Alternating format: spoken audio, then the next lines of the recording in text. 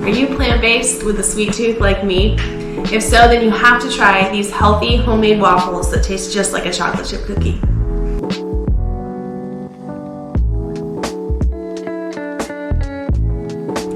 Hi, this is Plant Fuel Fitness. My name is Shannon Gibbons and I'm the owner of Shamrock Fitness and a plant-based personal trainer.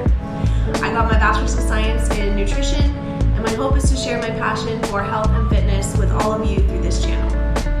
So first we're going to start with mixing the egg replacer. It's going to be 1 tablespoon to 2 tablespoons of water. So I like to make the entire box ahead of time. That way I can have bulk waffles in the freezer and then I can just pull them out and pop them in the toaster. The recipe calls for 5 eggs for 1 box. I'm using Simple Mills brand. I'm doing 2 boxes, so I have a nice big batch to keep in the freezer. So I'm going to do 10 eggs. So it's going to be 10 tablespoons of the egg replacer, 20 tablespoons of water.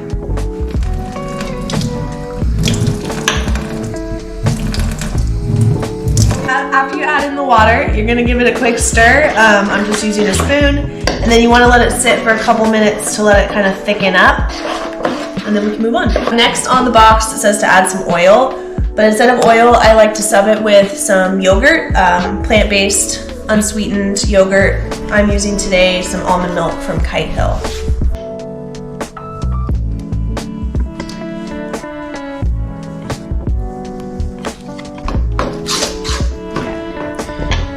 Next up, I'm going to add in the liquid, and I'm using almond milk today. And then I'm also going to add in some vanilla. Doesn't call for it, but it gives it a little extra flavor.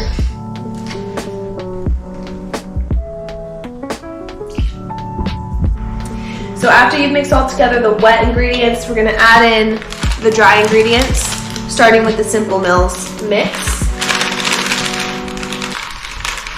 The one thing I really like about this recipe is it's super easy and quick for making a big batch. Doesn't take a lot of time, especially using an already made mix.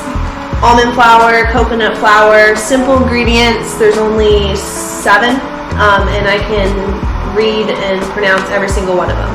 Once it's all mixed together, I'm going to add in my chocolate chips. I'm using a dark chocolate. You can add in anything else you like.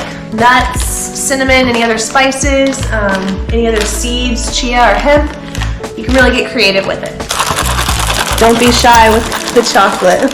When preparing the batter, I like to heat up my little waffle maker I got from Target. So it's all ready to go when this is done.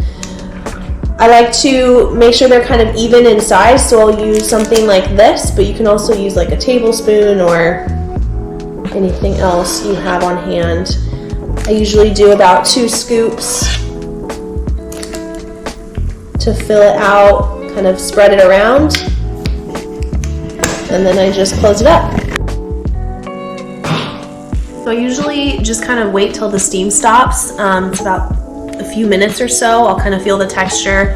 If you'd like them a little bit more crispy or a little bit more soft, either way they're going to be frozen and then put in the toaster, so it doesn't really matter. It does kind of take a little bit, so sometimes I like to put on a show or something to watch in the background while I'm doing it, but it's so worth it.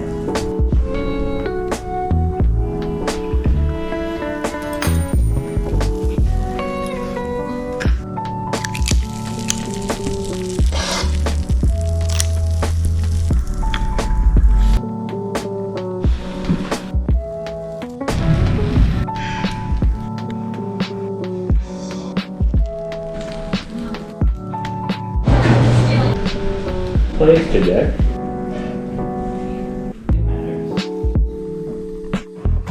Once they've all cooled, I like to store them in a reusable bag if possible, and then I keep them in the freezer for later.